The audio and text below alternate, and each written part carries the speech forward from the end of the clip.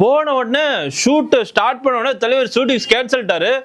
எதுக்குன்னு கேட்டா full story Sundar C சொல்லியிருக்காரு. தலைவருக்கு ஸ்டோரி பிடிக்கல.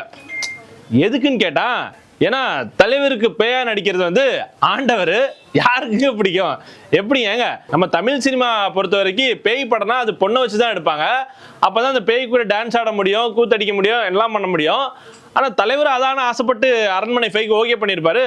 அதனால தலைவருக்கு மட்டும் ஆண்டவரை கொடுக்குறீங்க பேயா?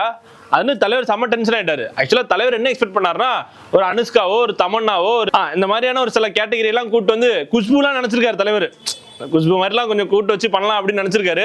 என்ன படம் பண்ணலாம் அப்படின்னு நினைச்சிருக்காரு. ஆண்டவர் நீங்க தான் பேயா பண்ணுன்னு சொல்லி ரஜினிக்கு ட்விஸ்ட் கொடுத்தாரு.